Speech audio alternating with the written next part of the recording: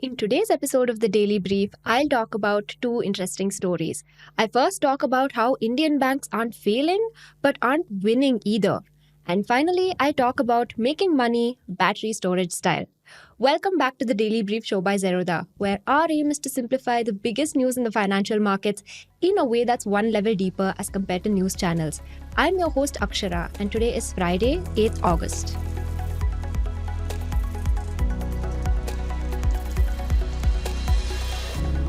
Now, coming to the first story. Indian banks aren't failing, but they're not winning either. So, we have written about the banking sector quite a few times here at the Daily Brief. But with the Q1 FY26 results now out, we figured it's time to check in again. So, what's really going on? Now, one quarter doesn't really materially change outcomes. And this quarter was no exception. Nothing blew us away. No surprises, no drama. But here's the thing. If you zoom out just a bit, the bigger picture starts to look a little bleak. Over the last few quarters, the sector has been quietly sliding, not falling off a cliff, but steadily losing its shine. Today, the banking sector looks like it's walking on thin ice, and it's easy to be caught off guard by these results if you haven't been paying attention. This piece has a lot of interesting charts, so let's dig in. Credit growth has been wobbly. So if you're betting on a bank, you're basically betting that it'll keep giving out more loans and making money on them. That's the simplest way to gauge whether a bank is growing. Check how much new credit it's disbursing. Now, yes, loans only help if they're actually paid back. Defaults are a whole other story. But for now, let's stick with the headline number of growth in banks' loan books. And that number is not great. Credit growth across the entire banking system has been steadily slowing for several quarters now.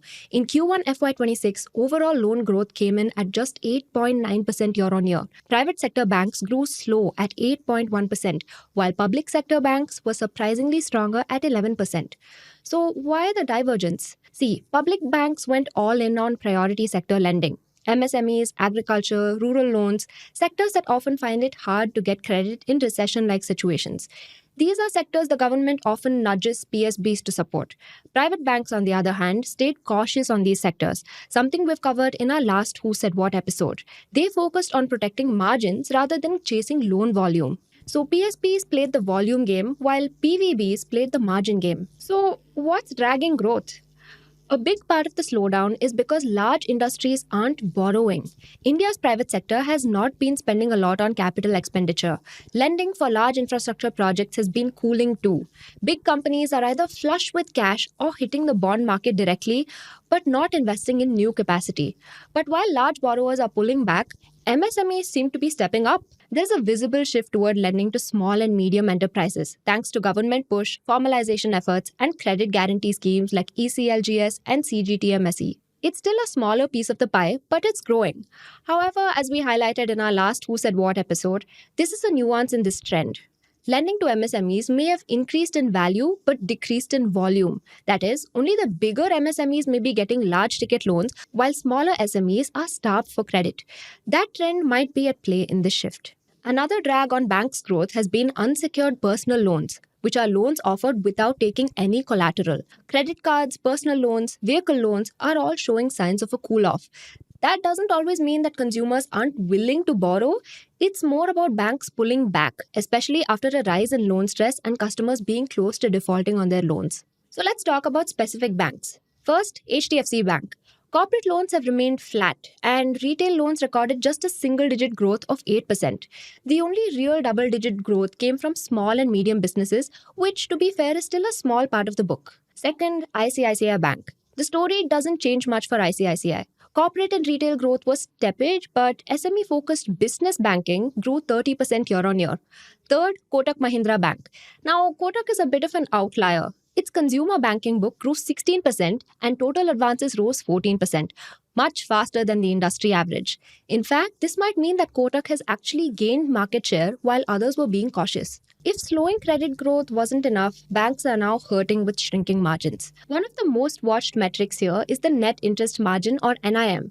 Think of it as what banks get to keep after paying for the money they lend out. In Q1 FY26, NIM for the entire system dropped to 3.24%, the lowest in at least 2 to 3 years. So why are margins falling? Turns out the answer is pretty intuitive. Earlier this year, the RBI cut repo rates by a full 1%, and most loans today are linked to external benchmarks like the repo. That means banks were forced to lower lending rates almost immediately. This is called yields on advances. But here's the catch: the rates on bank deposits didn't fall as fast. So the cost of funds for the banks, which is interest they have to pay on those deposits, remained more or less the same. This meant that banks were still paying depositors almost the same high rate while earning a lot less from borrowers. A perfect recipe for margin compression. While all banks felt the pinch, public sector banks saw bigger margin drops compared to private banks. But why? For the same reason we discussed earlier. They're the ones dishing out loans to lower yielding priority sectors like agri, rural lending, and MSMEs. That helped them grow loan books, sure, but it came at the cost of profitability. Although one may argue that it's actually the job of PSPs or the government to lend to these areas during phases of low growth. And as a result, they don't have as much pressure to earn profit as private banks, which stayed picky in contrast, lending less but keeping spreads tighter. Now, there's another reason margins are under pressure. CASA or current account savings account ratios are falling. So, CASA deposits are a super cheap source of funding for banks. But over the last few quarters, people have been moving money out of savings accounts and into higher return options like term deposits or mutual funds. That means banks are now relying more on expensive sources of funds, which pushes up their overall cost of borrowing and pushes down margins even further. So here's the situation. Banks are lending at lower rates thanks to loans linked to the repo rate, but paying almost the same or more to raise funds, while also losing access to cheap deposits. The result is obvious: squeezed margins, slower income growth, and even more pressure on already cautious banks. Now, after all that bad news on credit growth and margins, you might wonder, banks would have reported depressing profit growth rates. Honestly, the results would have been even worse had it not been for Treasury gains. Let us explain. Banks don't just earn money by lending to you and me. They also park a chunk of their money in government bonds. When interest rates fall, bond prices go up. And when that happens, banks can sell these bonds and make a neat profit. That's what's called a treasury gain. In Q1 FY26, treasury income acted like a floaty, keeping the banks above water. On average, treasury income made up 0.40% of total assets, up from just 0.16% a year ago. For public sector banks, treasury income more than doubled this quarter. For private banks, it nearly tripled compared to last year. This windfall came because bond yields dropped sharply. The 10-year yield fell 0.33% in the June quarter, and that's a big move in the land of bonds. But here's the thing, this kind of income isn't sustainable. Why? Because this treasury boost was driven by falling interest rates, partly owing to the earlier cut in repo rate. If the RBI doesn't issue a fresh rate cut in the next quarter, banks would have to say a painful goodbye to gains. Even the RBI has now moved from cutting mode to liquidity absorption mode, which means they're trying to mop up excess liquidity, not add more. Translation: bond yields may not fall further and could even go up slightly. So, should you still bet on banks? Look, banks didn't report a disaster this quarter. On paper, the numbers weren't horrifying. But that's exactly why this quarter is so important. It looks fine on the surface, but under the hood, there may be some serious cracks. Credit growth is slowing, margins are getting squeezed, the cost of funds is going up, and the cheap deposit engine CASA is stalling. On top of that, loan growth is being driven by smaller segments like MSMEs, while big industry and corporate credit have hit pause. But banks did still manage to put out decent profits because of treasury gains. So if you're an investor asking, can I still bank on banks? You may want to sit with that question a little longer, because this is the kind of quarter that keeps you guessing. Now coming to the second story, making money battery storage style. As a team, we keep wading through all sorts of fascinating reports and research papers that people rarely talk about. Sometimes we dig into these because they offer glimpses of the future, ideas that feel slightly mad, but also just plausible enough to wonder, what if? Now, some of these ideas we've even covered before for the Daily Brief. The report we're talking about today is an analysis from energy think tank Ember about batteries and India's electricity markets. But before we dive into what Ember is saying, let's tell you a fictional story about tomatoes. Every morning, wholesale tomato prices at a sabji mandi start high. Restaurants need them for lunch prep and households are shopping for dinner. By afternoon, as the day's supply piles up and buyers thin out, prices crash. Tomato farmers become unable to find good rates. That's where middlemen traders come in. They buy in the afternoon slump, promising good prices to farmers while taking the risk of storing and protecting those tomatoes and sell the next morning to you and me when prices recover. A win win for the trader, the farmer, and the consumer. Now imagine if electricity worked the same way. For most of India's history, sadly, it hasn't. This was true for when fossil fuel plants were the sole source of power. And now, as India tries to explore a new energy frontier in solar, this problem continues to remain unsolved. During sunny afternoons, India's growing solar capacity floods the electricity grid with power. Think massive solar farms in Rajasthan pumping out thousands of megawatts when the sun is blazing hot.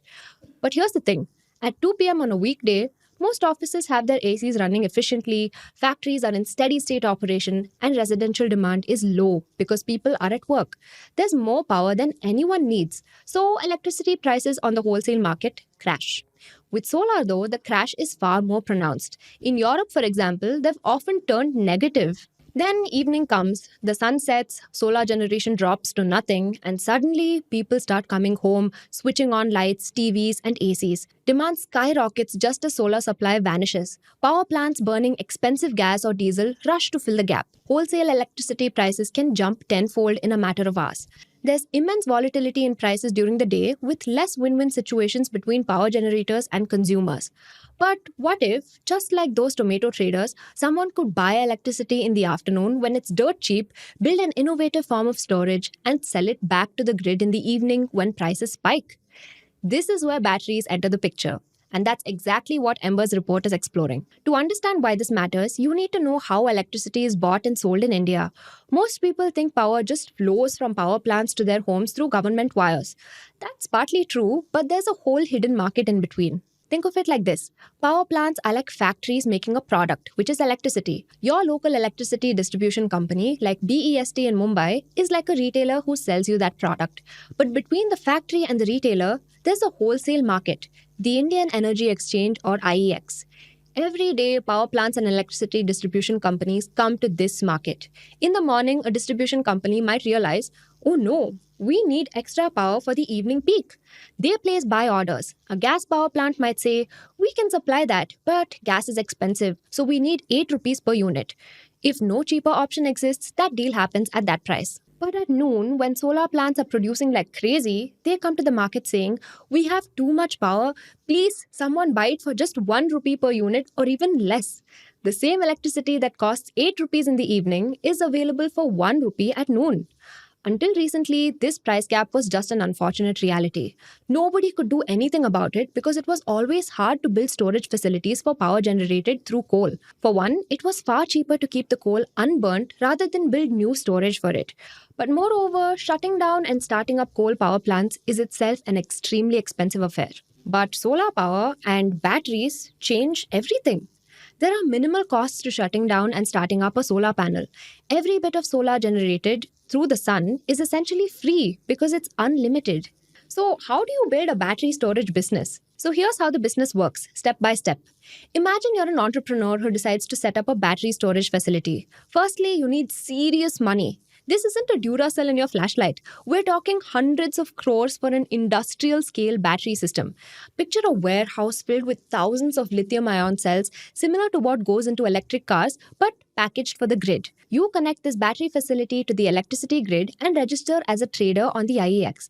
Now you're ready to play the game. Every morning, your team or your algorithms studies the market. You can see that yesterday at 2 p.m., electricity was trading at rupees 2 per unit. By 8 p.m., it hit rupees 9. You predict today will be similar. It's another sunny day and evening demand patterns don't change much.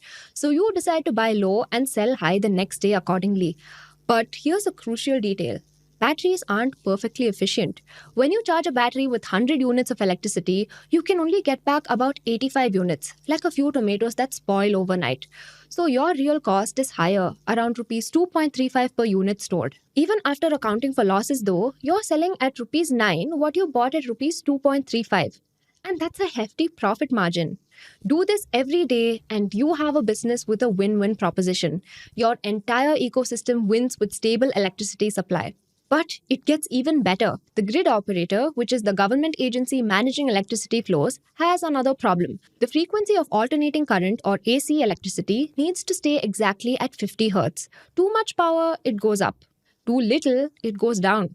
Even small deviations can damage equipment and cause blackouts. Batteries are perfect for fixing this. They can absorb excess power or inject needed power in milliseconds. So the grid operator offers extra payments for batteries that provide this frequency regulation service. Ember's report crunches the numbers and finds something remarkable about solar storage that was not true for coal. For the first time in India, such a business can generate an impressive 17% IRR. Now, this is a profound shift. For decades, anyone building power infrastructure in India wanted long term contracts. If you built a solar plant, you would sign a 25-year deal with the state government to sell power at a fixed price. Banks loved this because returns were guaranteed. But merchant batteries don't need contracts. They're free agents making money from short term market volatility itself. It's a different business model which doesn't require you to build power plants. And we know this model works really well to reduce price unpredictability for consumers. In California, the evening price spikes have mellowed considerably. The California duck curve, which is the shape of daily power prices that created the battery opportunity, is flattening as more batteries enter the market. However, as a result of more battery players, the arbitrage opportunities also reduce. So, why isn't everyone rushing to build batteries?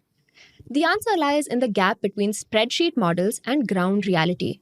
When you actually try to build and operate a merchant battery in India, you run into a bunch of problems that reports often gloss over. First, consider what you're actually building. A grid-scale battery isn't something you order online. You need land near electrical substations and permits from multiple authorities like pollution control, fire safety, electricity regulators, and specialized equipment, most of which is imported from China or Korea. In current global supply chains, the prices can swing wildly and delivery times can stretch. Then there's the grid connection itself. You can't just plug a giant battery into any electrical socket. You need tools that help you transmit power. Transformers, switchgear, safety systems. The local grid also needs to be able to handle your charging and discharging. In many parts of India, the grid is already congested. Too many solar plants in Rajasthan are trying to send power through the same transmission lines. The technology risk is real as well. Batteries need ideal temperatures. Too hot and they degrade faster or even catch fire. Too cold and they won't perform. Every charge and discharge cycle ages them slightly, slowing them down after 1,000 cycles. Your business model assumes the battery lasts 10 to 15 years. But what if it degrades faster? There's also regulatory risk. Indian electricity markets are heavily regulated. The government caps maximum prices, sets trading rules, and can change market structures. So, what if regulators decide battery traders are making too much profit and impose new fees or change market timing or settlement rules? In the face of all this, how do you get a bank to finance this business model? Banks understand solar and wind, predictable technologies with long term contracts. But do they understand batteries? It's a business that requires complex technology and dealing with unknown regulatory risks. Banks may charge much higher interest rates. Even day to day operations are challenging. Running a battery plant requires specialized skills. You need electrical engineers who understand grid operations, traders who can navigate power markets, safety experts who can prevent fires, and managers who can handle the regulatory maze. So, where does this leave us? Ember's report is right about the opportunity. The math does work. If you can execute perfectly, if regulations remain stable, if too many competitors don't enter, if technology performs as expected, and if you can manage the operational complexities. But that's a lot of ifs and buts. Now, none of this means battery storage is a bad idea. In fact, it's essential for India's energy transition. As solar and wind capacity grows, we desperately need batteries to balance the grid. The question is whether the merchant model, with all its risks and complexities, is the right way to build this infrastructure. Now, coming to the tidbits. India's rare earth crisis is now hitting where it hurts: Q2 EV deliveries. Bajaj Auto has admitted it'll only meet 50 to 60% of its electric two-wheeler and 70 to 80% of three-wheeler production targets, citing acute shortage of rare earth magnets. These components are crucial for motors and have been stuck in Chinese ports due to new export restrictions imposed in April. While Bajaj explores stopgap fixes, including switching to light rare earth-based motors, its CFO confirmed the company may only fully de-risk from China by March 2026. Coming to the next tidbit. Amid the quick commerce battle, another quiet yet telling move is happening. Alibaba's Antfin is selling its entire 2.08% stake in Eternal for rupees 53.75 billion, approximately $613 million, via a block deal. The sale is priced at rupees 285 per share, about a 4.6% discount to Eternal's last close. While a small stake, the move signals China's strategic retreat from Indian tech, part of a larger trend since geopolitical tensions and FDI restrictions ramped up. Coming to the next tidbit, the power sector seems to be in flux. India's Bharat Heavy Electricals or BHEL reported that its final quarter net loss more than doubled from rupees 211 crore to rupees 455 crore, driven by slowing power demand and rising operating expenses. Its share price also fell nearly 5% following the disappointing results. Coming to the next tidbit.